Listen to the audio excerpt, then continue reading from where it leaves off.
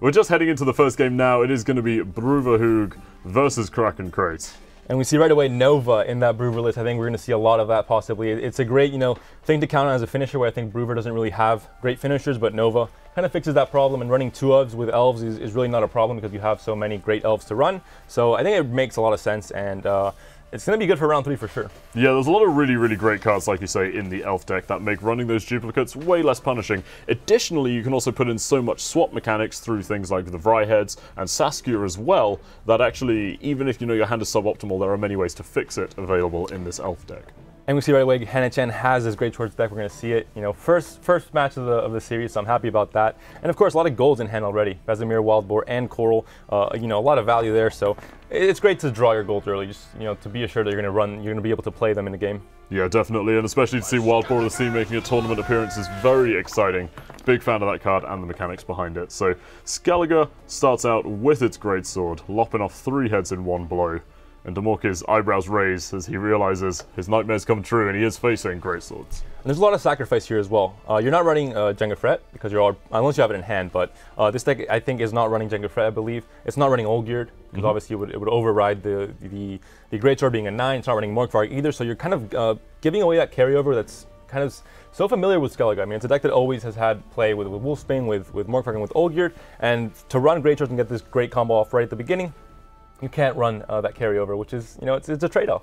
I almost wonder, dare I say, if Huyahanachan is trading off some of that reliable for maybe the potential of high rolling from Strybog Runestone, the Jenge. So yeah, there's a little bit of luck element going on in some of Huyahanachan's deck building decisions. But how do you think this Runestone is going to perform for him? Because this isn't a card we see around too much in Skellige, which is traditionally known for its very tight silver slots. Yeah, it's very tricky. I mean, it can get you the correct option when you most need it. It's kind of something that a lot of players like and a lot of players don't like. It's hard to say what you're going to get, but it's risky. I mean, we don't see it much in competitive play. I think it's for a reason. And this Mandrake here, right off the bat, wow, a lot of value. Guarantees that the greatsword sticks. I mean, I really like that play. Yeah, it's a huge swing against that Cleaver. Cleaver, of course, dealing damage based on the cards in your hand, making it very strong this early on. But it wasn't enough to finish the greatsword off, which gave Vesemir such a huge gap of opportunity there to heal it up. And it goes from 1 to 16. That's a 21-point play on the Vesemir. I think considering that Mandrake doesn't really have great targets in this matchup, there aren't really any boost units unless you create a Smuggler, for example, from Damorquis' side. So I think a really good play there, finding value with a card that normally wouldn't find value in this matchup, and it definitely makes sense and keeps that greatsword alive as well. Yeah, I definitely agree. I think he had an absolute dream there, and I think that now we see the Spear Maiden lining up 2 greatswords, we could well see the Wildboar of the Sea come down here to further strengthen that one and start the damage ticking on the other 2. Yeah, Wildboar of the Sea or Longship, it's really just a gold version of that Longship. It does so much more. And when you see all the greatswords already out, the Spear Maiden thinning your deck as well. But of course, Yorveth. What a great card for this deck. I mean, it boosts all your elves, and it also gets rid of that greatsword with the perfect 8 damage. So I think Damorquis is quite happy with that play. Yeah, max value Yorveth there, which is really, really fantastic for him. And he has 5 cards in hand that benefited from the buff too. So really the value on that Yorveth is very, very high. It could force an early res potentially if Huyahanachan did want to re-establish the double greatswords, but it's unlikely. It looks like we're just going to see that Longship get ticking on the 16 base strength one. And that is a lot of tempo coming out of that front row for Huyahanachan.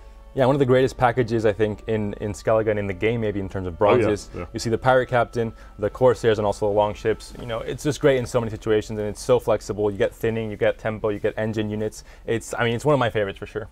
Yeah, definitely. I think that actually it's such a reliable core that Cleaver not managing to finish off that greatsword may really come back to haunt Damorquis here. Definitely. And you see Royal Decree, which is going to pull Saskia. It's the last remaining gold in Damorquis' deck, which, I mean, we see 2 Vanguards there, so that's already a great combo as well. Once the round gets a bit more further in, a bit more elves on the board, Ailerin coming out to join the party, and that Saskia is going to be massive.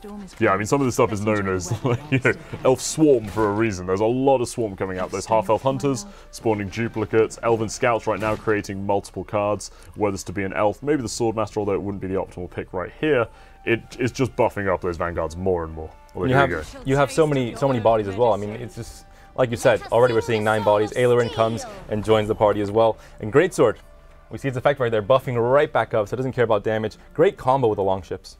Yeah, already 8 elves on the board for Damorquis is really, really nice, and that is setting up those Vanguards to be huge later on, especially when you even add the tempo from Royal Decree. That Saskia is going to blow up the board, so Huyahanachan really is just establishing his future value right now. That Longship is still ticking, that Greatsword is at a staggering 18 base strength, but you may argue that he would have liked to get that second greatsword out earlier so he could establish a double threat.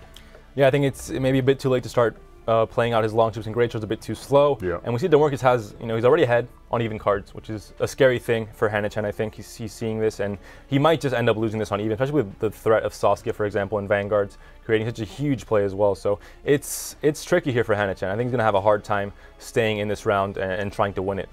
Yeah, that was a tough spot for Huyahanachan because, the best he could do almost was just barely pipping ahead. So Damorquis is going to manage to stay ahead on even cards pretty easily. But what Huyahanachan almost wants to do at this stage is make the round go as long as possible so he can get that horrible Elf Swarm explosion out of the way, and then he can deal with much, much shorter rounds where he's going to be way more heavily favored due to power reses. But without carryover, you can't really, fight for that round 2. You're going to end up with nothing on the board, no carryover, no Morkvarg or Olgierd to help you out. And Damorquis can just pass and just stay a card up for round 3. So is this, kind of setup for round 3 more valuable than being on equal cards? Because being a card down round 3 is not good, especially a short round 3 as well. That's easy. You just play the Runestone and roll a Morkvarg. That's an option. Simple. That's definitely an option. Tactical. And we see Saskia coming down. Look at this. Mulliganing both of those Vanguards, and of course they buff every single elf on board, so huge tempo swing right there. Yeah, drawing out his round 2 insurance in that War Dancer as well. That card, the bane of many a dry pass. And now if you find Morkvarg with Runestone, well, you're still 20 points behind. So Damorquis will, freely pass and not care about carryover at all because Huyahanachan will have to go 2 cards down. So Huyahanachan in a bit of a pickle.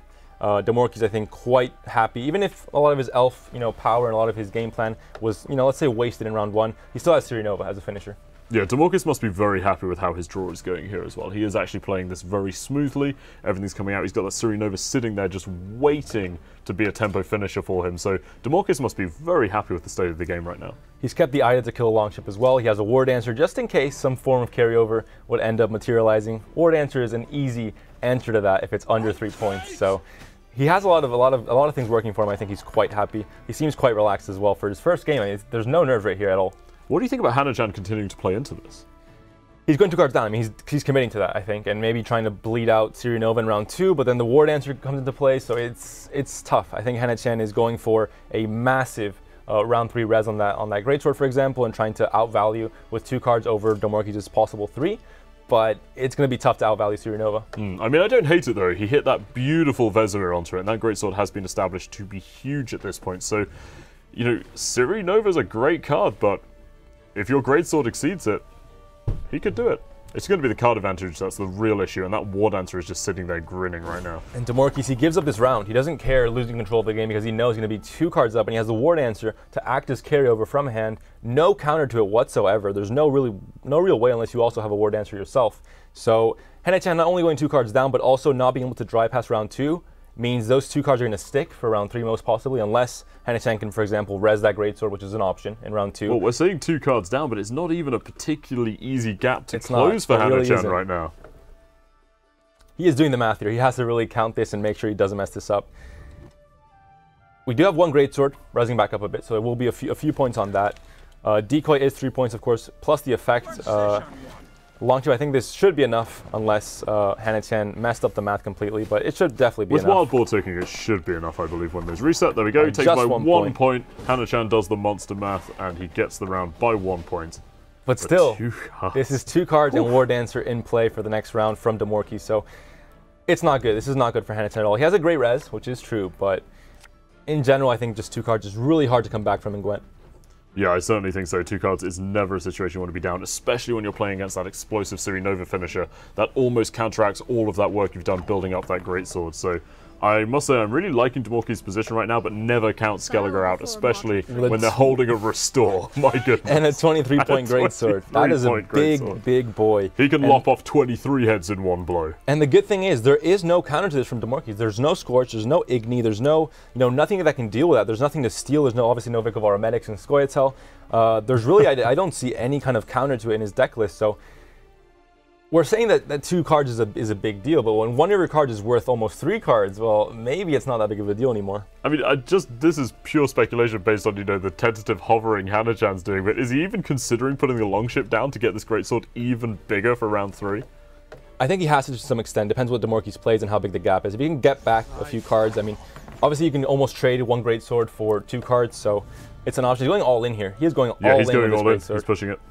I think this may be correct, to be honest. He's going to go for a fairly long round in round 2, try and get some value back with that greatsword. Obviously, we see a huge gap here, and then go for a massive finisher in round 3. He's going to. I imagine he would almost play everything but the Sigdriffer at this point, and just try to go for a huge power res, 1 or 2 units. Really big board state. So Sirinova is certainly the target to bleed out here. He's recognized this is, of course, a Nova deck from Damorquis, which you can tell by the wide variety of Elven units coming out, and he's definitely wanting to bleed it out. And unlike cards like Sirinova, for example, that can create a huge point gap in just 1 turn, this greatsword can be rezzed. So obviously you can do the same thing in round 2 and then use it again in round 3. You're not sacrificing that play that you could use in round 3 and round 2, because you can play it multiple times. So Huyahanachan is using that tool to try and close this gap out, get a few cards back in terms of card advantage, and then still have a great finish in round 3.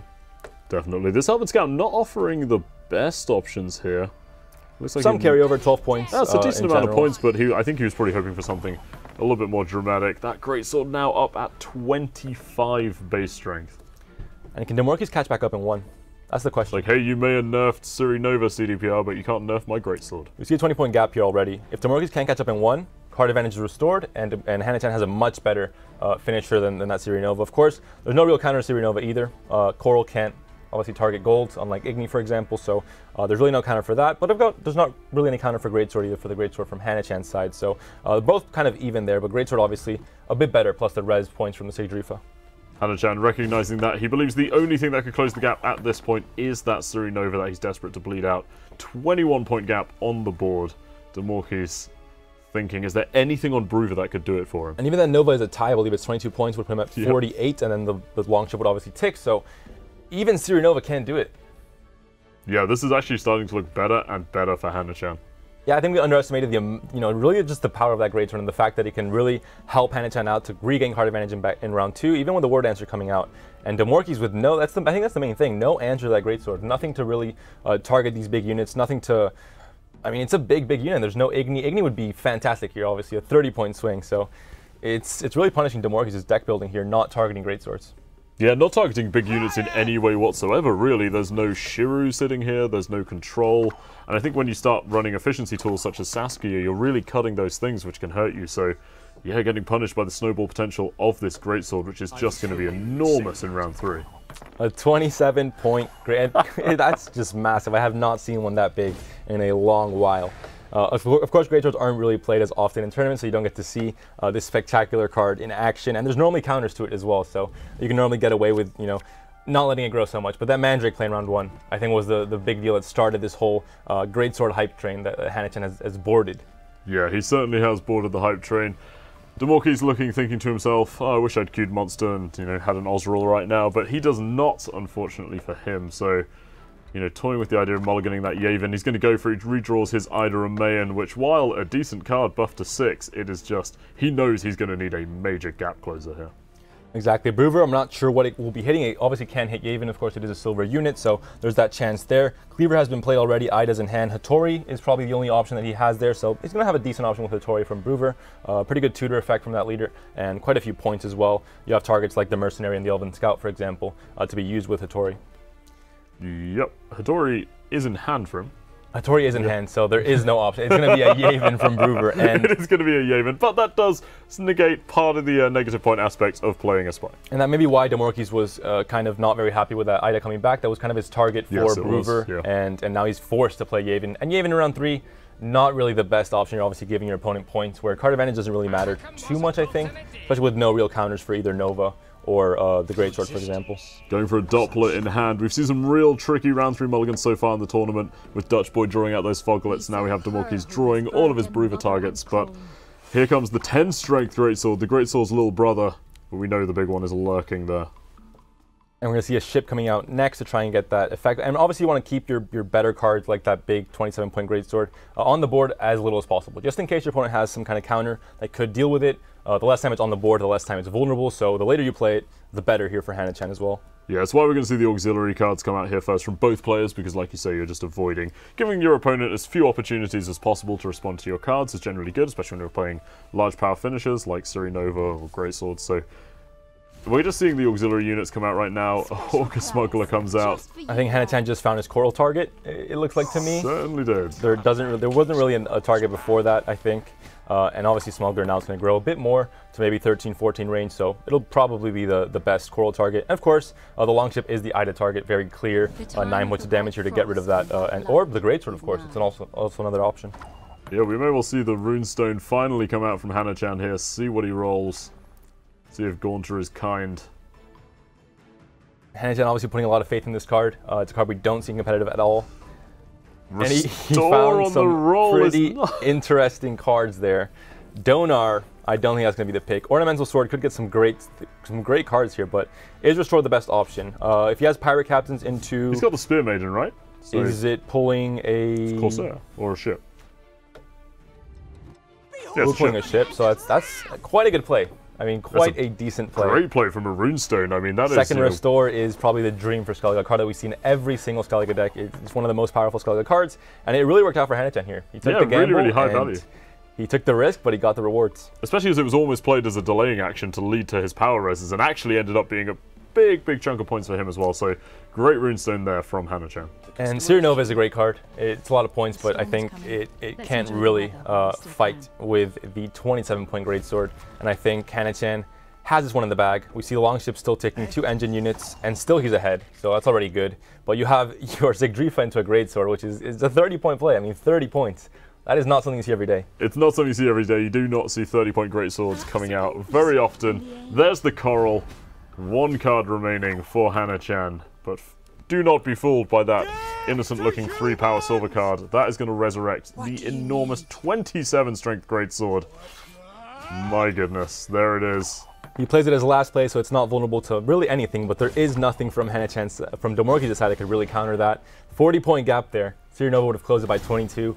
Not even close to enough, and Huyahanachan takes that first win with a great display with that deck. I mean, that's what you can really, kind of think about only playing 1 greatsword, getting it really big, going 2 cards down and still bringing it back, which really surprised both of us, I think. Yeah, it was really crazy. I mean, it's what we said about the swarm-based nature of that deck. When the board state is big and you've got these vanguards to swap, it's fantastic. You get so much exponential value off of those from things like Half-Elf Hunters, Elven Scouts, but when you go punch for punch with a deck that can resurrect like Skellige, you have to make sure that you can out-tempo them, and he just couldn't. And I think it's normally the greatswords, they end up dying fairly soon. They end up, getting dealt with, and they end up maybe getting to 16, 18 points. But in this case, it was just so massive that it really ended up winning the game there for Huyahanachan. Definitely. And here we go. We see Alchemy coming out from Huyahanachan. Damorquis going onto his Dagon deck. Now, Damorquis and Dutch Boy are, I believe, practice partners very frequently, so expect this to be similar to Dutch Boy's Dagon, as I know that they work on decks a lot together. And I think we can imagine there's going to be 3 Foglets again, which is always, a Russian roulette if you're going to get good mulligans or not. It's kind of always been the story with monsters. It drifted away a bit with Consume, not being that big of a deal. There weren't that many mulligans, but yeah, with Foglets, it's always a risky business to mulligan. So Damorquis has to be very careful here. It is. Every click of the mulligan becomes a bit of a, heartbreaking experience at times, but it looks like he gets away with it. Dandelion Poet making, I believe, his first tournament appearance here with Huyahanachan in his hand. So interesting take on the Alchemy from Huyahanachan. Yeah, and Huyahanachan is a pioneer of Alchemy here. He brought it, like you said, to the last Open, so he was kind of ahead of the meta. And this dry pass from Damorquis, I think, is very smart, especially against Alchemy. Because Alchemy it can't really dry pass round 2 because there is, the fact that it has to res units with Ointment, for example, and have, a lot of plays that need units in the graveyard. So you don't have the chance to pass in round 2 like you would with other decks. You just pass and go into a long round. But with this deck, you can't. You have to play out round 2. And if Damorquis can catch up before then, the double Foglet. The double Foglet. Damorquis gives the thumbs up. He knows. And you take the risks, and you sometimes don't get the rewards. I mean, this is the fact that you want to have that +4 on every single fog you have, and there's only 3 fogs in Damorquis' deck, so it's a high-risk game plan, and it's punishing here. And I mean, I'm not surprised. We've seen this so many times in so many tournaments. These Foglets always coming back to bite their owners. Yeah, I can't say I'm surprised either. We actually, a bit of behind the scenes, we played quite a bit with this deck actually earlier on, and this kept happening to us as well. So not too surprised to see these Foglets coming out. It's really unfortunate for Damorquis, but Huyahanachan is just looking to get the engine rolling with potentially his... Oh, Cantarella coming out of Dandelion Poet with the Roach. That makes Cantarella only a -4 play, which isn't too bad whatsoever. And the Vic of Aromatic here, great for maybe messing up with the Brewis a bit, messing up the graveyard with the Death Wish, but I think Huyahanachan would have loved to see Kraken Crate in Damorquis' lineup to make sure that Vic of Ara gets. Imagine stealing that 27-point greatsword last game, for example. Well, do you potentially think this is a reflection of Huyahanachan expecting others to bring greatswords? Exactly. I think he was, reflecting on the meta, reflecting what his opponents could bring to this tournament, and obviously it shows in his deck building. Vic of Aromatic, I think a clear statement to trying to steal, big greatswords like the one we saw last game, for example. Yeah, certainly. I think that Archospore is a nice target for it, though, for sure. It does mess up the Brewis tempo, like you said, a little bit. And it's actually just a decent little unit. If you get that out at the beginning of a long round, you can punish removal, and you can really get some engine points from it. However, this is one of the key talking points for this match. The weather coming out from Damorquis now. Huyahanachan has no answer to weather. He's got resets with Mandrake. He can let something get pinged down, maybe a Sire or something, go for a big strength reset, but what's the answer to this weather for Huyahanachan? There's really nothing. I mean, there's very few things. You obviously have Runestone, I believe, from Alchemy, which is kind of a staple in deck because it is a card that works very well with Alchemy, but that's really the only chance, and it's not 100% like we know. There's a bit of a gamble going on there, so it's not 100%, and there's going to be a lot of weather. 3 Foglets has it all. That means 3 Fogs at the very minimum, and Damorquis is ready to really play out a lot of Fogs this turn, I think. It looks like Huyahanachan's keen to remove things from the weather to minimize its impact, and it looks like he's going to be doing that with the Cyclops here, although, is he? Or is he killing? He could be looking for ointment targets as well. Yeah, he could be looking for ointment, but no, he's going to remove from the weather, limit its potential in a long round, try to discourage Damorquis from, just really setting up all of that big board tempo, but Huyahanachan is in control of this round, so he may be looking to even back the card advantage, which he won't do if he's getting fogged all over the board. Yeah, Damorquis does have that Frightener in hand. He does have the answer to Cantarella, but he's going to save it until maybe Huyahanachan falls into a false sense of security where he thinks that his opponent doesn't have a spy. He lets Damorquis, really go ahead and create a big point gap, trying to bleed him out and of his better resources, and then Damorquis can take that chance and play the Frightener if he has the 13-point gap to do so. Yeah, Damorquis has to make sure that he actually has things to res with this Brewess, though, so we will see some Deathwish units coming down at some point, I imagine. What do you think is the target for the Muzzle here? I mean, obviously Muzzle fantastic against like Longship and whatnot, but against Alchemy Nilfgaard, you can maybe deny an Ointment res on something, but it's not going to find anything too big, right? I think you're hoping for Slave Driver to maybe create an Archspore and then steal that, because like you said, there really isn't anything better. Oh, minimal value from that Archospore dying for Damorquis. He shakes his head, it hitting the 1-strength Slave Driver, not what he was looking for whatsoever. Yeah, there's a lot going wrong for him here. Yeah. You're going to see a lot of thought being put into these rounds that are very important, obviously. Huyahanachan, with that spy already on Damorquis' board, he's kind of taking it slow, maybe setting up his board and his game plan more for the next round, trying to create that explosive Alchemy finish that we all know about already with Calvite, for example, or cards like Vulgaforts. But right now, just setting up his ointments, making sure he has those targets in the graveyard.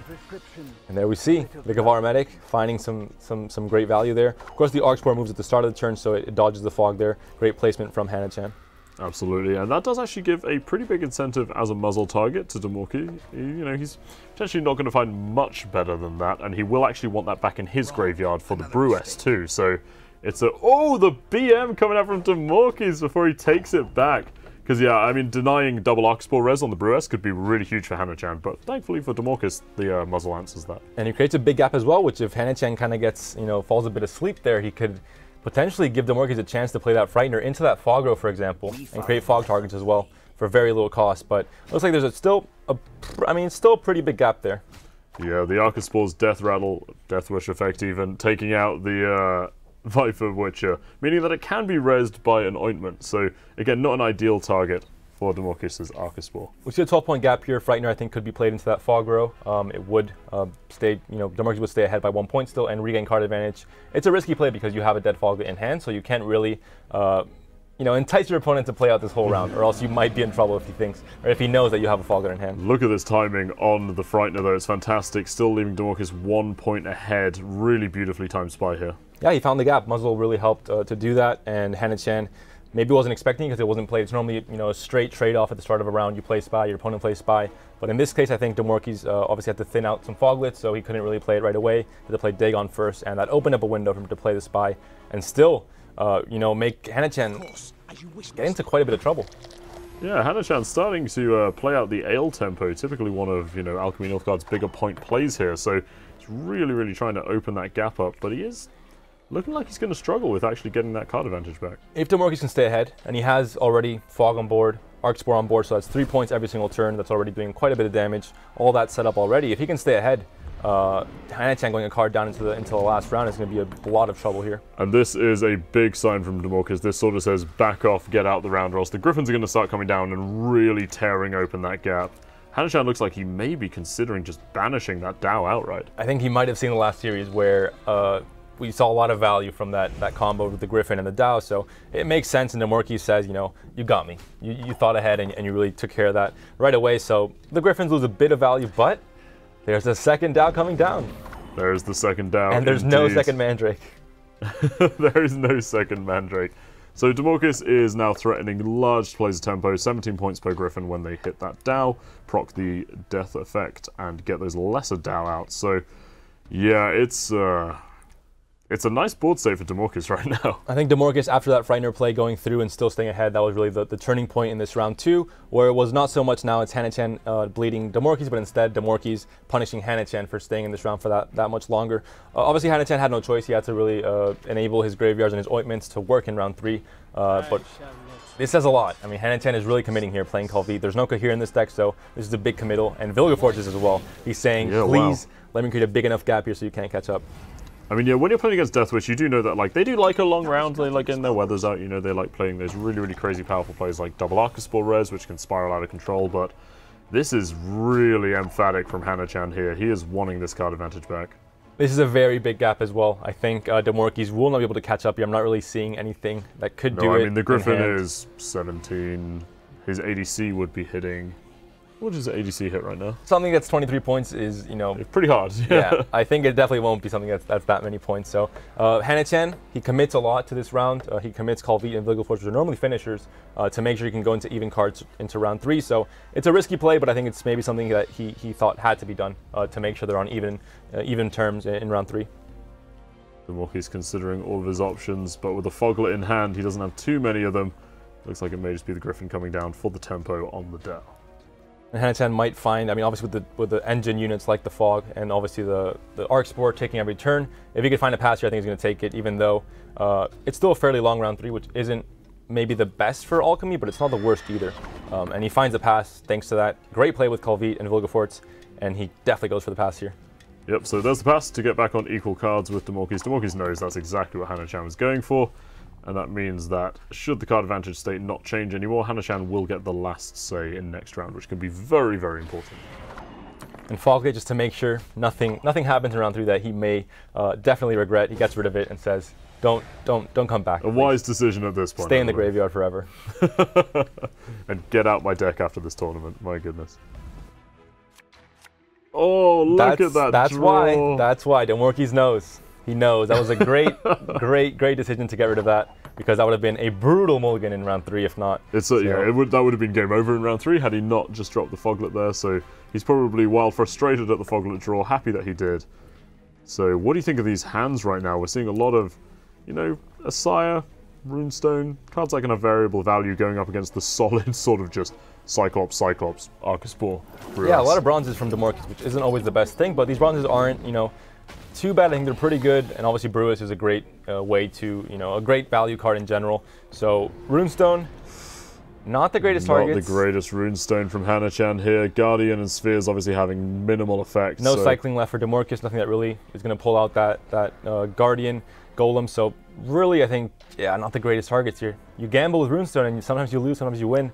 In this case, Huyahanachan, I think, didn't really win this one. No, he certainly didn't. It looks like he may just be considering the Guardian in case there are any other cycling effects coming out here. I mean, of course, there are 5 cards remaining in Damorquis' hand, so the chances are reasonable. But this is a sort of a niche case that he's hoping for the best here. That's the thing with Runestone. If you see that Swears and you're playing against Consume, Runestone's the best card in the game, but now it's the complete opposite. So it's always hard to get the guaranteed value from the Runestone. You get, most of the time, you know, decent. 11 points isn't terrible for a silver, but again, not ideal for Huyahanachan. No, not the best Huyahanachan Runestone ever, but we will likely see the second Arcaspore come down for Damorquis now, maybe get that value ticking. Looks like he's considering his options. Yeah, the sooner the better, and the ADC should probably be either a Cyclops or Griffin, depending what's left in Damorquis' deck. Otherwise, it may be a Rock Fiend, which could get some value in a fairly long round. Yes. Magic dice. And we've seen no Sheetroll or Vergen come out, so it is still there. Roach goes back to come out when Vesemir is played. As well as putting a Griffin back in the deck of Damorquis, which may have just enabled it on the ADC. Ralphine would have been great, but in a short round, and I think with Huyahanachan clearly knowing that Ralphine is a thing in Deathwish decks, he knows not to stack too heavily, so I think it wouldn't have gotten too much value anyway, so in the end I don't think that punished Damorquis anyway. It's just, you know, you look at the card, you say, yeah, I'll just put this back, whatever. It doesn't really matter too much in this case. Yeah, certainly not. It looks like we might see Griffin come down for the Dow tempo here. And it's really interesting, obviously, with Griffin and Dow. You play such a low 6-point card with Dow, and then Griffin is so much better. So in the end, you have to really look at both cards as a synergetic combo, look at them together and kind of, you know, get the half or the average from both cards, because Arch Griffin isn't really a 17-point card, and Dow isn't really a 6-point card. It's more like a combo of both of them. There we go. Comes down on the front row. Huyahanachan looking at the cards in his hand. Swallow Potion, obviously, not the most powerful singular card in the game. Yeah, 10 points from a bronze is really just barely cutting it, especially in round 3 where you want your best cards, obviously your best combos as well, and the Swallow Potion. You need it for the Viper Whip synergy, obviously in Alchemy, but it's really not the best card to have as a finisher, as a value card in round 3. Huyahanachan weighing up his options here. He could be going for the Ointment or the... Oh, he's actually thinking about this one. Good way to get full value with the Ointment into a Viper Witcher, maybe. There we go. He's going for the Ale, drinks on Huyahanachan as he buffs his units up, which does allow Damorquis to find larger targets for those Cyclops, meaning that he can get max value from them, which is, you know, because now even if he kills an Arcaspore, there's a chance that it will also leave a unit on full HP to get hit by the next one. So the Ale may have actually helped Damorquis find his value there. Yeah, an Ointment into Viper Witcher into killing those Arcaspores isn't really the greatest play in a short round, because you're getting 4 damage from the Arcaspore dying anyway because of the Deathwish effect. So some people might think, oh, get rid of those engine units. Why not? Why wouldn't you do that? You normally kill Longships right away, so why not do the same for Arcaspore? Because Longships don't blow up in your face when you kill them. There's a drawback. These plants are very dangerous. They have nuclear fallout that you don't want to deal with in a short round. Yeah, anyone who's played Blood and Wine knows exactly how annoying those plants are, so yeah, certainly don't fight them if you can avoid it. But the Cyclops are coming down. Lots of nice big targets. Hitting the Dow, just pinging the Guardian. The other Cyclops, I imagine, will be using an Arcaspore to fire across the board at a Sire and find lots of that juicy value. And we see a big point gap here, but I think it might not be enough. With Swallow really bringing that average down, there is, you know, a really good play here. For a bronze card, it's quite fantastic, really. I mean, you're seeing 17 points, so equaling that Arch Griffin out, but without the downside of playing a 6-point bronze before it. But in this case, I think it may be, we're going to have to depend to see what we get from ADC, but Damorquis might have the lead here. Vesemir, of course, will be a great finisher. A lot of points there. Yeah, there certainly is, but oh, Damorquis frustrated with his Arcaspore's random targeting again, hitting the only unit on the board where it would find less than its maximum 4 value. And that may be game deciding. Those are the small things that add up, and it may really end up deciding this game. So, but I think the points gap is significant enough that this ADC, we know that there's at least a Griffin in there, there may even be another Cyclops, and that is just going to make the gap far too big. It is a Cyclops, 13 strength Cyclops, 7 points of damage. 4-point ping, no 2 strength to hit this time, leaves an enormous gap. The Vesemir to the Black Blood. With the Roach, there's a lot of stuff going on here. This is a close one. Nekarat comes out. It's going to be a 10-point Blood Moon on the front row. That is the one you want. That's you want the hazard. It's still not enough, but at least he played the right one. Damorquis fist in the air, very relieved to have clawed this back to 1-1. Exactly. So Damorquis evening up with a very close match between Deathwish and Alchemy there. If you go 0-2 down there, there's a lot of pressure. Oh yeah. And every single game is really your last chance. So equaling out there 1-1 is a big deal for Damorquis. He clearly showed that on cam there with the fist pump. And well, it's a big moment, right? It's his first time winning on stage in an official Gwent tournament. So now all of a sudden there's that little switch that says, oh, I can actually do this. I can actually win games against a veteran player like Huyahanachan. I've just got to do it 2 more times. Exactly. If you can do it once, you can do it 2 more times. I mean, you have that, the precedence. So let's see if you can do it. I mean, it's going to be tough because Huyahanachan just think of it this way. His other decks don't have 3 Foglets in. And they're also not playing against Great Swords that get to 27 points. So you always have those positive thoughts to really keep you going in a tournament like this, where you really have a lot of bad things that could happen, but you got to hang on to the good things. No more Great Swords, no more Foglets. He's going to celebrate. So yeah, this series is equaled at 1-1. Both players playing for a place in the semi-final tomorrow to face LB Dutch Boy. Damorquis, the German, going up against Huyahanachan from China. The only what player is so from far China. a very dynamic matchup. This has been a great series so far. Yeah, important to note, Huyahanachan is the sole representation from China, so obviously all the Asian fans are probably rooting for him and making sure he tries to, get as far as possible in this tournament. Absolutely. All right, looks like we're going to see a little bit of role reversal here. Huyahanachan going on to the Dagon, with Damorquis going back on his Scoia'tael.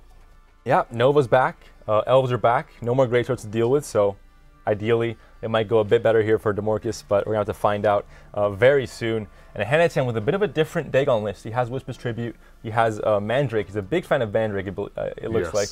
He's playing, I think, in almost every deck. And just a few minor differences, Monster's Nest as well in Huyahanachan's list, and there are not 3 Foglets. There are not 3 Foglets, that is certainly true. So Huyahanachan maybe having a little bit less trouble with the mulligans, as we see with double Arcaspore into the Dry Pass, of course, wanting those long rounds against Damorquis' Elf Swarm, which is not something you usually say against Elf Swarm. I think he knows that Elf Swarm has a very, very explosive first few rounds in the the very start of the game, and it's the complete opposite. For the Deathwish archetype, there really isn't that much explosiveness. There's no real thinning, no Ailerons, no Deathwish Ailerons coming out. It's more of an engine deck where you start slow and you start ramping up and ramping up and ramping up and finally get to those huge, +5 every turn situations. So in this case, Huyahanachan going for the early pass and saying, I'll give you control of the game, but I'm going to have, if you go for a long run, I'm going to be able to punish you.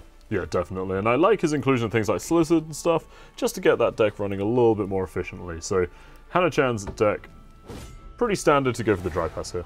Yeah, and we have seen Nova before, for example, also in Deathwish, but it's not the case here for Huyahanachan, so it's not going to be a finisher. Osril, for example, might be a finisher. It's normally a good, solid 18-point silver that you can't really complain about, but it's not going to be there for the, obviously round 2. I think you want to save that Osril for round 3 possibly, and wait for those spies to be played, especially. So with Huyahanachan's Dagon build here, he's running a Whisper's Tribute, who is the the alchemy tutor, and that's going to be playing Mandrake out. What do you think about that against Elf Swarm? It's going to struggle to find a big enough target, right? You can hit Officer, and no matter its points, it's going to be dead. So 16-point Officer, dead. 17-point Officer, it's dead because it's only 5 points base, and obviously Mandrake will completely reset it down to -1, so it goes to the absolute Shadow Realm. But I think it's not the most important card for Huyahanachan here because, like you said, there really isn't a long shipper. The absolutely huge 25-point swing you can get with Mandrake. It'll only be like a 16 or 15, so not much higher than that. And right away, Brewer into Yavin, a staple play here for Brewer. Yeah, Brewer into Yavin, Damorquis' favorite right now, declaring that he's not a big fan of coexistence. However, he is a fan of card advantage. So Arcaspore comes down, Huyahanachan immediately setting up that long round threat. And we see no Frightener from Huyahanachan's hand, so no way to answer back to this, which might put Damorquis in a situation where he's going to bleed out his opponent's best cards and play his worst cards, which maybe tells Huyahanachan that he wants to use that Mandrake to buff an Arcspore instead to get that Brewis synergy for the next round. So it's an interesting thought, but if Damorquis plays very slowly, he might just be able to do that right away. And look at that amount of buffs from that Yorveth, my goodness. Huyahanachan does have the Gels to potentially shoot for the Frightener and line something up for round 3 as well, but he's just going to say, well, I got another one, don't worry about it. Well, yes, 2 more, not just 1 more. And this is helping him get some Brewis targets in the graveyard as well, so not the end of the world, but that was a very, very synergetic card there with Yorveth buffing all the elves. Great combo, and I think it really makes sense in that deck. Yeah, certainly Yorveth, one of the last great vestiges of hand buff in Scoia'tael these days in the meta, so great to see that card putting in work for Damorquis here. And here's the second part of the combo, Barclay into Cleaver, into damaging that Spy. It just works so well, it makes so much sense, and I think it's found in pretty much every Brewer deck now, so not surprised that this will probably be happening here for Damorquis, and kind of canceling out that Spy, where you're giving your opponent so many points, but then you have a great point swing with Barclay into Cleaver, so it kind of mitigates it a bit. Yeah, certainly shall. Here he comes. Ooh, going for the Arcspore instead. Interesting choice there. What do you make of that? This is definitely saying that Damorquis is going for a long round here. I think he wants to bleed out everything Huyahanachan has. He knows he has a better finish with the Arcspore, with the Syrinova, sorry, and Huyahanachan is better in a long round. So obviously, if there's no Frightener coming down, Huyahanachan might not have it, and Damorquis knows he can play this round pretty long and pretty safe, even if he puts his opponent into a pretty favorable position, because this round isn't the final round. It's the second round, obviously. It certainly is. Huyahanachan replying with another Arcaspore yet again. Trying to draw the message home of, I'm going to have an Arcaspore out on this board. Damorquis here either going for his engine units himself, maybe Elven Scout into a card like Smuggler, or just trying to thin out his deck, create some Elves, get Aileron out, maybe get Elven Merc into a Recon or a Doppler, just trying to thin the deck out a bit, and just keep it clean for the next round to have an easy mulligan on that War Dancer. And there we go, there's the Roach coming out, and the Foglet. That was some good tempo. It should be quite easy for Damorquis to get Aileron out. Elven Scout, if it pulls another Elf, will trigger her. So Damorquis can get Aileron out this turn, if he would like to. No Vanguards in hand, though. Make that large Elf board state not as profitable as it usually is for Elf Swarm, but you may want to wait with that Elven Merc into Recon and hopefully get a Vanguard like that and, you know, near the end of this turn to try and get the full value from him, which may see us, you know, seeing that Merc a bit later on. Ooh. Oh, what a great card to pull there. Clearing that weather and not having to use Ida straight away, which is always a good thing for Damorquis here. Yeah, certainly really, really cutting short the value of that Woodland Spirit. And there comes Aileron. Joins the party. Doesn't want to miss out on this great Gwent game. And there's the second Foglet. Smooth. Yeah, there's the second Foglet and Fog getting reapplied to the Siege Row. And setting up that long round again, but can he do it again? That's the question. He can always go for Ida if he wants to. He can. If he thinks it's a big deal, he can always there's a lot of out. units to buff up from Ida as well. 3 damage units under that weather makes the clear skies 11 points and clears the weather, so you know, normally it's hard to find a significant amount of tempo off of that clear skies, but right now it's actually looking okay. Maybe a Doppler, or he finds the Officer. Alright, the Half-Elf Hunter as well. Solid 12-point bronze. Can't go wrong with that. And gets the Elves bodies as well for that possible Vanguard later on. Yeah, Half-Elf Hunter known for its consistent value. Damorquis, considering his board state, he's built up pretty big. I imagine that he does want to get to those Vanguards, but it's not the easiest thing in the world for him right now. I mean, the more he plays into this, the better, because he has a better finisher, I think, comparing Nova to the Osril, for example. Even to cards like Brewis, where in a longer round, they get much more value. So you want to keep it as short as possible, while still not giving your opponent a possible chance to pull Geals into Frightener, for example. Yeah, and if you deny those Cyclopses and whatnot value in round 3, it really, really does cut short this Deathwish deck. So yeah, I think Damorquis is going to keep pushing here, really almost down to sort of potentially even like Ivar Hattori and Sirinova. Maybe a turn too late here, did lose that extra 2 points on that Officer, but still a great clear and a great play with Ida there, making sure that there's not too much more damage from that Fog into the next few turns in this round. That I think is a clear indication that Damorquis is planning on playing this out for at least 3 to 4 more turns. Yeah, here comes the Griffin tempo with those Dows. Damorquis replying with a Royal Decree. Into Saskia, into the Vanguard. This is where the Vanguards finally come in. You can also mulligan the War Dancer, for example, to get 17 points, those extra points. Very, very nice. And Doppler looks like it might be getting chucked as well. Yeah, Doppler, not a card with the most consistent value, so Damorquis decided to play it safe here.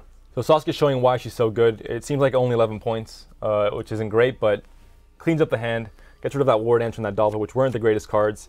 It helps out with that Officer into Vanguard synergy for a ton of points with so many Elves on board, and it catches up in points as well, so Huyahanachan does not have a chance to play a Spy like Damorquis did last game. Yeah, nice draws from Damorquis here as well, opting for the Elven Mercenary over going for directly the second Vanguard, allows him to play the Reconnaissance and then get it out that way. Bring a little bit of thinning into his deck, just increase that deck efficiency.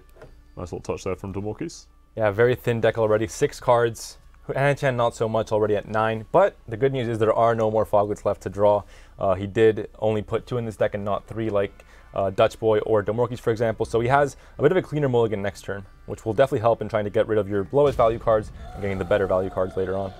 Well, don't you go too fast. Damorquis may well have just smelt blood at this point. I mean, he's lining up to have a lot of points come down pretty swiftly at this stage. Yeah, maybe you see Merc first to get that 1 extra point. I think it won't, if you get just a few points here, 7 or 8, it'll be enough to not let Huyahanachan play that Geals into a possible Frightener, which could obviously change the game completely. Oh, for sure. Damorquis counting, making sure the lowest possible option still gets him, enough to close that gap just a tiny bit. There is a fairly big gap right now, 19 points, but Recon should be enough. Yeah, that's a perfect combo play right there. Officer going into the Vanguard mulligan. It's a million what? And there we go, we see the elf buffs come out. Oh, what a great play. 91 points on the board for Damorquis. And what did he draw? A second Vanguard to do it all over again. And what does he have in hand? A second Officer, precisely. This is looking really nice for Damorquis' tempo here. Unlucky draws, I think, in game 1, game 2, but right now it's all working out perfectly. Officer into Vanguard, Hattori as well if he wants, you know, extra points here to keep the round 3 as short as possible. With and we're talking about this Elf Swarm tempo, right? We're just ignoring the Sirinova here. Like, that is just sitting there in the bank for round 3. Or if he were to, you know, try and make the lethal 2-0 push. But Hattori coming out. Ooh, and a great pull there as well. Just maximum points here from Hattori. Unfortunately for Damorquis, the Pyrotechnician does hit a wolf, so it loses a little bit of value. But still, a very good play. You can't complain. Too bad, you cannot complain. And we saw Huyahanachan, which has a deck that normally performs much better in a long round with Arc Spores and Fog, but Damorquis was able to answer back, clear the Fogs out. Not too many Arc Spores on board either because he was able to deal with a few of those as well with cards like Yorveth. So in general, I think Damorquis is I mean, in a very good position to win this game. Yeah, certainly. I think that Elven Scout pulling a Brigade was really clutch, and it's what he needed because it just shut down Fog, and then it demanded the reapplication into the Ida. It was very well handled by Damorquis. Another enormous tempo swing goodness. Here. 17-point gap. That is not insignificant. And Mandrake only hitting 12 points, not ideal. Gil's having to waste it this turn, not ideal. Can Huyahanachan even catch up on one card? That's my question. You do see Monster Nest, so there is that Monster Nest, I believe he can, right? Yeah, with Tribute is definitely a very big swing. Does he need the Wispus Tribute though? He could potentially only take the Monster Nest if he can get enough points here and keep the you know, mulligan the Mandrake next turn and keep the Wispus to have a bit of a better round 3, but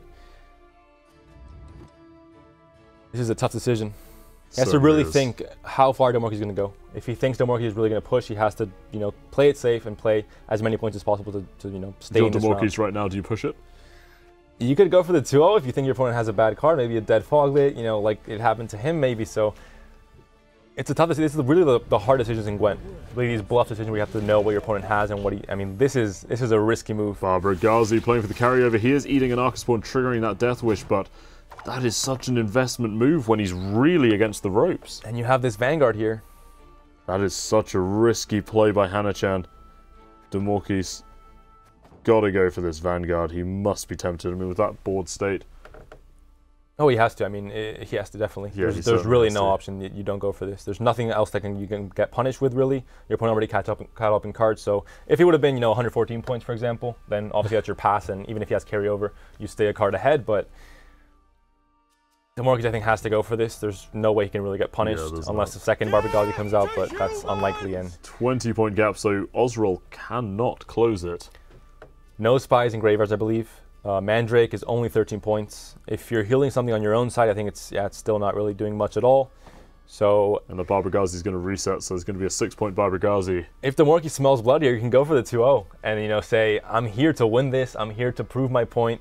Go up 2-1 in the series. One more game to win it and go on to semifinals. I mean, that would be a big story as well. So, well, it's going to be the strength of does he have the confidence. He is going to lose his 13-point Freiheit officer. You can go for the pass and get the guaranteed. I mean, it's probably the safest play. You must be so tempted. There's +7. You have a Sirinova in hand. It's probably the safest play.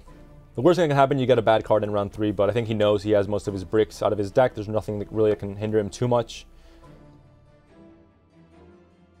He's counting. He's trying to think, what could Deathwish possibly do? Probably She Troll into Rotfiend would be the curse is moving towards it. He's gaining confidence. It's coming down. He's pushing for the 2-0. There's the Sirinova. 145 points to 116. Osril in hand. The forfeit comes out from Huyahanachan. Damorquis taking the lead. And he sends a message. He sends the message. 2-0. He says, I'm not here to play games. I'm here to win this. You know, make a good first impression.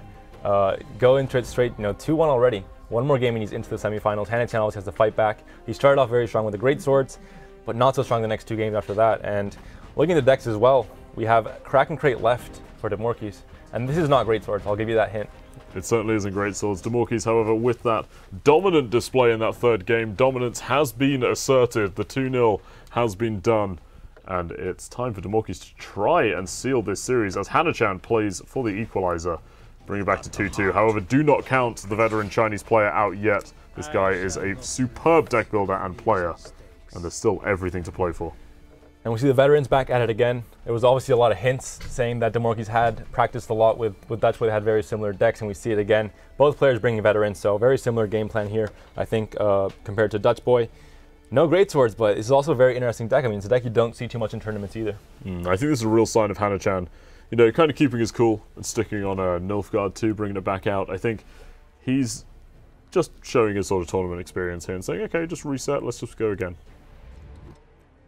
And only greatswords, which are great targets for Viper Witches, for example. Veterans don't really care if they get killed. They're just going to get rezzed again and keep on buffing and snowball effect. So I think it has maybe a bit of an advantage with veterans. Also, Burn a Brand, no real clears with Nilfgaards or with Alchemy for Huyahanachan here. So a few answers, a few problems that Huyahanachan doesn't have answers to, and they could get out of control. Yeah, I do like Huyahanachan sorting back to his alchemy list. I think it's best to, like I say, sort of reset, go back to a different deck, make sure the tilt doesn't set in and whatnot. But like you say, it's a tough matchup. On the paper, you've got to look at veterans and say, well, this is all base strength. Your Mandrake is not going to do too much. Exactly, and you also see Coral in Damorquis' list, which could really deal with, if you get unlucky and Magma Ale ends up buffing a row 3 times, and maybe, I don't know, you steal a big unit already from your opponent with Slave Driver, and it creates this enormous 20-point unit, and Coral's a great answer to that, so it could create a huge point swing as well if Huyahanachan isn't careful. Certainly is. A strong opener, Kraken Crate into Veteran. There are Spear Maidens and Veterans aplenty to come from Damorquis. Huyahanachan just starting out with Swallow Potion onto Vesemir for that 20-point opener. Powerful play for sure. Yeah, I mean, you have red coin, you know your opponent's going to play into this, and if you can win on even, that's a great answer, obviously, and it also lets you, like I said before, enable your ointments into round 2 and round 3. So playing this round out and getting red coin for Huyahanachan is a big deal, and I think it may even be a game decider because it gives you so much more freedom with alchemy. It certainly does. Triss Telekinesis is sitting in the hands of both players, but to very different effects here. Yeah, a new card that's been added, recently, and I think it's really proven that it has a spot in almost every single deck. There's always going to be a solid bronze card that you can either play from your deck or from your opponent's deck. It's never dead. It's always, at the very least, 16 points or 16 to 18 points of value, and we're going to be seeing it a lot this tournament, I think. All right, Wojtek comes out courtesy of the Slave Driver. Not usually the side of the board you'd see Wojtek on. He does not benefit from the Bearmaster's buffs from the Veteran, however, so actually equaling the value of Damorquis' Bearmaster. But those extra units really help out with having bodies for the Ale, for example, on different rows. So it's good synergy with Alchemy, and also, obviously, just the base value is a great card to pick with Slave Driver, and really proving why Slave Driver also has a very good spot in Alchemy. Great thinning here from Damorquis, and of course, like I said, great base value from the Bearmaster. Yeah, there we go. That is Spear Maiden getting out another Bearmaster. Viper Witcher coming down. Of course, those bears are way more preferable targets than a Veteran, because a Veteran you're enabling it to be resurrected if you kill it, but the bears far less valuable as res targets. Exactly. No Burn a Brand from Damorquis, so nothing to really try and push Huyahanachan out of this round. If Huyahanachan can stay in this and win on even, there's really no carryover from Damorquis. Like I said before, Olgierd and Morkvarg would kind of mess up with the crack pulls, so in some decks where you really want to rely on your bronzes like the Greatswords and the Veterans, it's hard to find a spot for them. You have to sacrifice the carryover and try and just outvalue in other ways, but it also makes it so that blue coin, it's a lot harder to stay into the next round 2. It certainly is. It looks like we're going to get another Veteran coming down from Damorquis. Oh, or is he thinking about Triss Telekinesis? You may try and find a gap to try and find a pass or to try and scare Huyahanachan out of this round, but you're also committing a lot with Triss Telekinesis here. It's one of your better cards in the deck, and with Roach as well, so this is definitely trying to look for a pass here, I think. Look for a bigger gap, trying to Ooh, killing that Bearmaster, enabling it to be resurrected, which is a big very important thing for Damorquis here, and that is a 17-point gap Huyahanachan is faced down with. 18 points to take it. Of course, Damorquis, I mean, he doesn't want to give up this round to his opponent, but he knows that being on blue coin against a great deck like Alchemy that has a lot of plays that are, much higher than average in most cases, with Viper Witchers being a great bronze and Slave Drivers as well. You have to try and, get what, take what you can get, basically. And if he finds a pass, he might just have to take it and give up this round and say, let the top decks decide in round 2 or 3, and let's see who can win this, really. Absolutely. Triss coming out for a Viper Witcher from Reconnaissance. Going to be hitting the bear. Does give Huyahanachan the pass. Damorquis, however, lacking no small amount of tempo plays. So Triss and Triss, trade-off there, of course. Damorquis had the extra Roach, but Huyahanachan was already in a great position, so he still manages to stay ahead by 4 points. And Damorquis' first attempt at finding a gap was not successful. Does he have any more, do you think, really big tempo plays that can create a pass for him? Well, the Bearmaster's down. So there is always a restore option. However, of course, you want to save that naturally for later into the game. So Damorquis, honestly, and even that, Damorquis might struggle to find a significant enough gap to really force the pass out here. But he may want to maybe even sacrifice the restore. We saw Huyahanachan before using the Call V into Vilgefortz in round 2 without it being a finisher because he needed that pass as well. So it could be a similar situation where Damorquis says, I'm going to use my round 3 finishers, my game-winning plays to try and find this gap here and not lose this game in round 1 instead. Looks like he's going to be hitting the Vesemir Mentor there. Might have thought of maybe a Mandrake into that Roach. He knows there's no Kahir from the last few games they played, so maybe thinking that Mandrake could hit Roach and the Sire could potentially make that a very good finisher in round 3, but instead decides to go for full value and hit the Vesemir there for 5 points. Yeah, there we go. Triplicate Viper Witches coming out from Huyahanachan here. Each one of those bears tanking a full Viper Witcher to the face. 3 1-health bears on the board, but really finding their value. And Damorquis, no long round value, no Burn of Bran. Veterans are good at ramping up, but I think too slow to really be counted as, this long-term engine kind of unit. And we see it maybe punishing him here where I don't think he's going to find a pass here. I mean, there's no real dead cards in Huyahanachan's hand. The Novice might pull an Ointment, which could be troublesome, but in general, I think Huyahanachan has a pretty good chance of winning this on even. There's not really anything I see. I mean, Veterans get better and better with more units, but it's just only a 7-point gap. Being a card down, it just isn't enough, I think. No, I think you may be right. However, it could just be that Damorquis is simply trying to force a shorter round. I mean, if he's going to, potentially go on even, you may just want that to be as low as possible. But you do that without Word Answer, without One-Card, without Olgierd, without any kind of carryover to help you in round 2. You get dry passed and you go a card down for round 3, and you don't care if it's long or short. Being a card down is not a good situation. It's not great, no. Unless you have, of course, a 27-point greatsword, then you don't care about anything in Gwent. But in this case, there are only veterans here, no greatswords, so quite different types of soldiers there, and not going to be helpful for Damorquis in round 2. Surret coming out.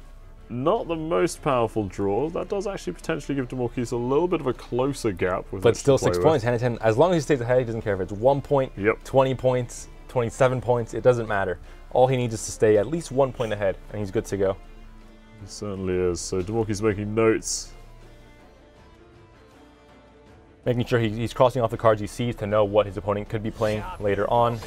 Veteran dropping, but it's not a Vanguard. It's not the same thing as we saw last game. Only staying 7 points ahead. Kalvit finally coming down, and Huyahanachan can really... Poet offering a huge amount of tempo.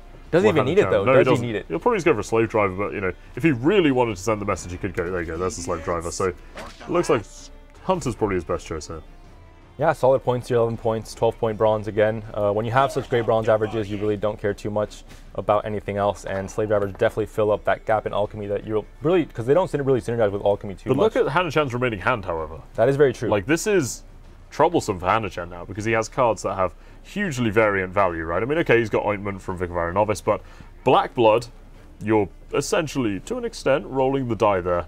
And Mandrake as well, you're conditional upon having a good target on the board. So against a base strength focused deck, that Mandrake isn't really going to find anything, especially when it's a very proactive deck that's not damaging even your own units, so you can't even use the heal boost on it. So Huyahanachan is actually not having the highest quality hand here.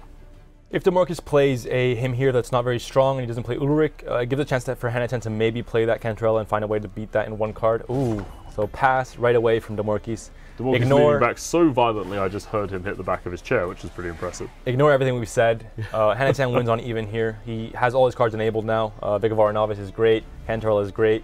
Yep. Mandrake might not be great, but everything else is pretty fantastic. And he's a card up, which is really the big deal.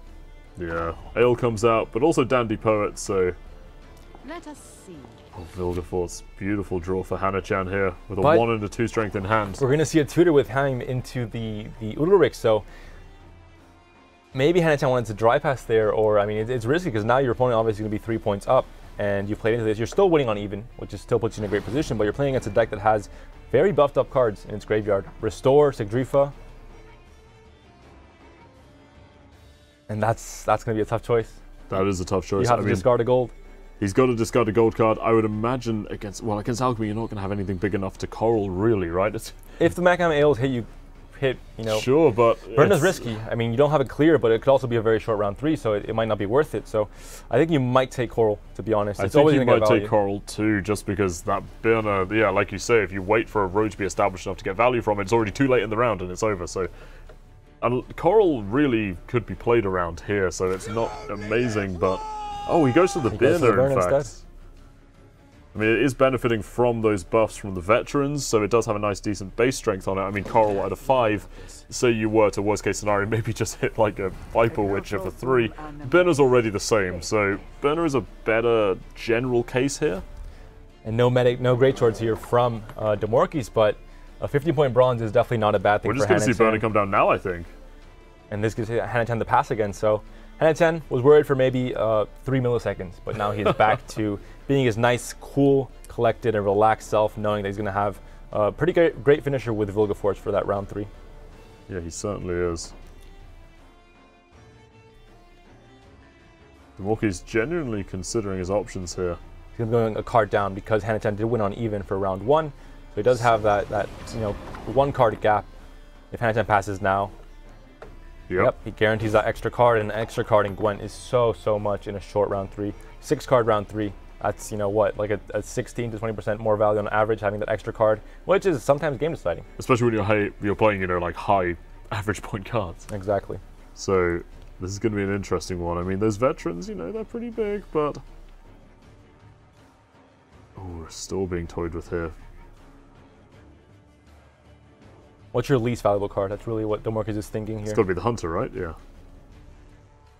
Obviously, the reses always add 1 extra point onto whatever card, so it's always, you know, better to keep your reses for round 3. It's better to keep the Freya than the hunter. So. Exactly. And then restore is obviously the MVP, I think, in every single Cellular deck. Oh, so yes. You definitely don't want to get rid of your star player in a you know, a non-lethal round where, you know, obviously round 3 is the most important round in Gwent. You want to keep your best cards, your highest value cards, and restore is definitely one of those. It certainly is. Priestess of Freya drawn by Damorquis. Huyahanachan considering the mulligan on the ale as well. Hunter comes out for Damorquis. Restore is going to be great, but that extra card from Huyahanachan, he has also the Sire into the Roach to shuffle that back in. He has, you know, the target for Vilgefortz. In a way, though, the extra card could potentially just be a Mandrake, which may really, you know, struggle to find over 6 value. So, while the extra card is huge, I would argue that with such a conditional card as Mandrake in hand, it's less impactful than it could be in another game. With the Hunters, you might find, you know, at the very least 6 points of value, so, or 11 points of value, so it's not the worst thing in the world. It's still, you know, an extra 11 points that you just have because you're an extra card up. So I think Huyahanachan is definitely not too sad about that card in hand. Damorquis knows he's in a bit of a pickle, sighing. He knows that he is really not favored at all to win this now, even though he has some great cards in hand like Sigrifa, like Restore. It just might not be enough. He has great averages with obviously the veterans, a deck that you kind of snowball into a great round 3, just increasing the base strength again and again and again. Yeah, it certainly is. Damorquis hovering his ADC. Huyahanachan playing for survival here, trying to tie the series up at 2-2. Damorquis playing to move on to tomorrow's semi-final. It looks like we may be heading to a 5th match if everything keeps going Huyahanachan's way. And Huyahanachan just shuffled a dead Cantarella into Damorquis' deck. Damorquis has ADC.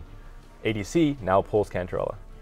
That is a very, very, very bad thing for Damorquis here. He knows it. He saw he saw the shuffling happen there. There's no officers to mulligan that ADC, so even without the extra card, I think just that play really sealed the deal here for Damorquis. And ADC is a risky card to play now that spies kind of have that 1-turn timer. Yes. Sire proving very valuable here. Sire, really a fantastic card, very dynamic card, one of my favourites in Gwent actually. Useful for all sorts of shenanigans. Restore comes out on the Spear Maiden to no It has avail. no targets, and It has Damorquis... no targets, immediate forfeit from Damorquis there. And it looks like we'll be moving on to our 5th game. Oh, that was hard to see. I mean, he was already in a bit of a pickle, but playing into that, it shows maybe a bit of nerves, a bit of, you know, it's definitely not what we want to see when it's such a crucial moment in this series. The game that if you win, you could advance to the next round. But a bit of a mistake there. Even then, I think it wouldn't have mattered. He was in a really tough situation anyway, but still, 2-2, Huyahanachan ties it up. And he's about to play, Damorquis that is about to play against a Dagon deck where he has nothing to deal with weather.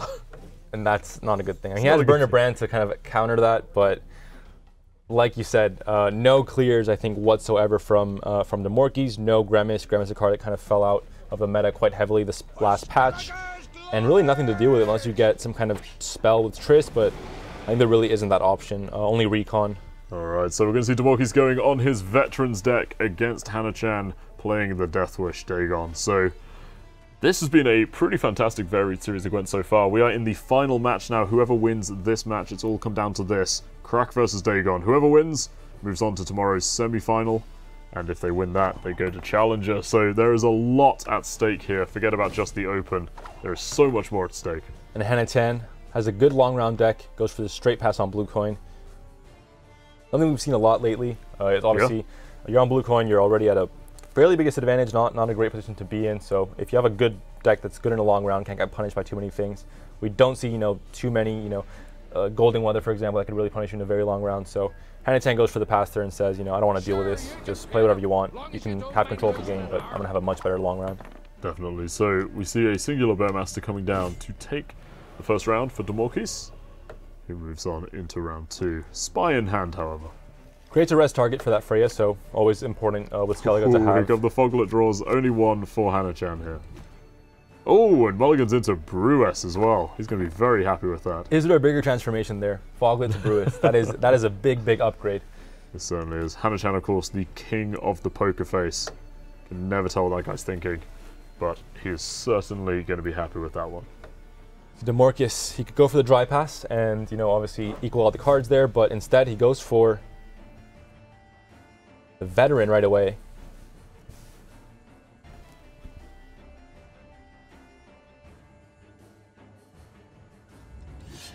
Seen it all already, and then some. What do you think of this Veteran opening?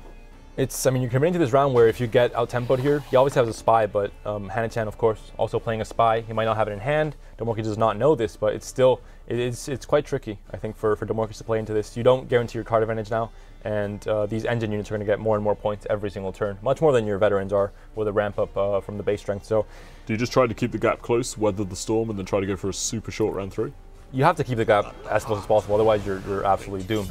But Krak is a great tempo, a boost to really try and open up that gap and say, if you play another Arc Spore, you're going to be playing way too slow. But Woodland Spirit comes out with Roach, with Foglet, with the fog ticking, and Huyahanachan says, I do not care about your leader. I have a better card. It's not even a leader, it's just a gold called Woodland Spirit with some help from it. It's Foglets and Roaches. Yeah, Woodland Spirit, a long-standing Vanguard in the Monsters faction, doing work here. Roach and Foglet, enough to close the gap and give the lead. Damorquis all of a sudden not in a strong position whatsoever this round. He has a great finisher though. We see a 10-point Bearmaster in hand thanks to that Restore that was played at the very start of this round. And then the Veteran, instead of being played, of course, Restore normally you see it played and then the card you restore is normally played, but in this case, Damorquis keeps it in hand and makes sure that Bearmaster gets all the buffs from the Veterans and tries to get a 27 point finisher to equal that Greatsword from the first game. It's going to be tough though. There's a lot of buffing still to be done. I don't think too much will equal that Greatsword from the first game. 30-point Greatsword res is pretty incredible. And Huyahanachan just setting up his engines. 2 Arc Spores already. Fog already out. No clears from Damorquis. We could see a Burn a Brand coming out soon, but still not the best rows to do so. I mean, you have Wolves in one row and those Wolves will get shut down Arc very Spores in the fast.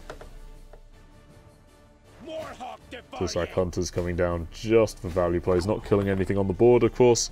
As were those Archespores to die, they would lose significant value. Damorquis looking frustrated with his board state. Understandably so. I mean, there's so many long round threats at play here, and he just doesn't have the answers. So that is both of Huyahanachan's Foglets out as well. It is worth noting that Huyahanachan does only run the 2 Foglets, so he cannot draw one in round 3 now. That's a good thing to note. That's a good thing. It takes a lot of pressure off your shoulders to know that you don't have to be careful with the mulligans in round 3. You can go for that optimal value mulligan. So very good thing for Huyahanachan here. I think even then he's already in a good position. I mean, being able to be a card up and still be ahead in round 2 makes it very tough for Damorquis. Even with a spy, it'll be answered back by Frightener, so not going to do much there. He will have a great finisher if he keeps the Coral and the Bearmaster, for example. Coral to deal with Osrel, but yeah, sure. still, if he's a card down again in round 3, Yeah, if Ultra comes out as the last card of the game and he doesn't have the opportunity to answer because of card advantage, that Coral, try as you may, you simply can't hit the Ultra with it, and Hanachan will know that Coral is lurking, as it always is in Skellige, so yeah, it's going to be tough for Damorquis to really find that value. Nothing in the graveyard there for Huyahanachan, just making sure what cards are enabled and what cards are not enabled. We may end up seeing Coral used on something like a Dow. He needs to catch up, that's the one thing he needs to do. Cyclops coming down into not too much, just 6 points of removal there, and the 11-point body, which is always fantastic. Looks like he's going to be going for the Spy now. Ulrich being played finally into that Burner Brand row, so it does get the damage there, and make sure that there is always going to be 3 units in that row, but Huyahanachan can just answer back with fighting. There's more than enough of a gap to do so. And he does get the Dow there, no brick card, no dead mulligan there, so that's always a good thing. And he does have the Dows for the Archgriffin combo, so he has a chance to play that out and not have too much of a trouble there. And Huyahanachan still, with the Arc Spores ticking, with Fog ticking on 2 rows, Damorquis is in a tough position. The Spear Maiden will thin out a tiny bit and have the chance to thin out your deck a bit more, but overall, I don't think Damorquis has any chance to catch back up in card advantage, so being a card down again in round 3 is not ideal, and the shorter the round 3, the worse it is for you as well, so Damorquis is definitely in a bit of a pickle, under a bit of pressure here. Certainly. So, however, he does have some pretty high tempo cards like Telekinesis. Yeah, it's tough. I mean, Arc Spores ticking every single turn for 1 point, and the Fog for 2 points every turn. 6 points every single turn. I mean, the Dow can be played because you do have that Fog ticking and the Arc Spores as well. 4 points of damage, or not even 4 points. There's only 2 bodies on that Skellige Storm row, so. Yeah, so it looks like he's hovering over the Coral, considering it here. I'm back from the land of technical difficulties. So there's still some pretty high tempo plays available for Damorquis with Trust Telekinesis and that huge Bearmaster, but he's just not going to find the gap here to get it back, I don't think. And the Skellige Storm is ticking for less and less every turn. It used to have three units there with the Arc Spores. The Arc Spores moved away to a distant land in the front row. And there's only that one Ulrich now, so much less points every turn. And Huyahanachan has, he can play out these 6 point Dows because he has such a nice engine going with his Arc Spores and the Fog that there's no punishment for playing 6 point bronzes. There really isn't, and also especially with that Brewess Ritual available, he can just set up whatever Death Wish utility he wants, but be it the double Arcaspore, the Dowan Arcaspore, which I imagine we'll see in round 3. That Brewers Ritual is just going to give him so much utility and all the choices in the world. And the Griffin's enabled with that Dowan board as well, so Huyahanachan has, he had that bit of a challenge to get that Dow out and set up his future plays for a ton of value, but he found the window to do so, and it puts him in a great position. Damorquis really suffering here. 2 Fogs and no clears. It just shows that in every tournament, if you go on without weather clears, there's always going to be that situation that you can really get put, in a bit of a pickle. Yeah, absolutely. I mean, they looked at the player roster, they said, okay, Matranos isn't here, we're not going to get weathered, we're fine. And then all of a sudden this happens, and Damorquis is definitely going to be regretting not packing a Gremist right now. There's a big gap here, though. This may be enough. We see 17 points from the Archgriffin, so it's not enough. Octix is not enough. Just a bronze, 17 points, easy. You already set up the Dow, which is really the low tempo play, so you have it all set up already, and you have obviously the Fog set up, the Arc Spore set up. This is a deck that we said, it doesn't have enormous tempo early on, but if you keep on playing into a round, it gets 6 points every single turn. I mean, just count, that's over 40 points or 30 points of value over the very long round 2. And I think Damorquis knows. Last game, 2-2, he's in a very bad position, even with the huge Bearmaster. Yeah, I mean, this is, at this point, like we say, this is for all the marbles. This is to go to the semi-finals tomorrow. So Damorquis is going to keep fighting, but it is a pretty savage battle for him right now. I mean, I think his hope at the moment is possibly remaining and just bleeding as many cards as possible and hoping Huyahanachan's got a weak hand. Little does he know, Huyahanachan does not have a weak hand. He's actually drawn superbly. I mean, with all the red, health we see on the Fog rows, if he had a Gremist here, if he had a Runestone into Gremist, that would be the biggest weather clear I've seen in my life. That would be the highest tempo clear skies I think I'd ever seen. Yeah. But it's not here. He decided not to bring the Gremist, which is, it's punishing him here No clear for both these fogs. It would have been a fantastic clear. I mean, a better weather clear than pretty much any finisher in the game. It's not something you see every day, and he goes for the pass. He knows the more he plays into this, the worse, because obviously the less cards you have in round 3, the more impactful being a card down is. He quits basically. He says, I can't deal with this. I'm gonna take my loss and go into this round 3 with the as best a situation as possible, but still not a good one. All right, let's see the draws. See a Griffin come out, which is just going to synergize that Dow or Arcasport even more. Restore has been used for Damorquis, so I think his hand is going to be as good. I think he's going to keep this hand. I Yeah, can't see him going for anything else particularly. It's quite a good one. Taking notes here, thinking what his opponent might have in hand, but that extra card is always going to be a massive, massive thing. Yeah, certainly. Here it comes. Here comes a Dow and an Arcasport. So the Griffin is now enabled, most likely on the Dow, making it a 17-point play when that Griffin procs on it. Osrol has the ability to be played unanswered. There's a Wispest there. There's a Slizzard. How are you fancying Damorquis' chances here?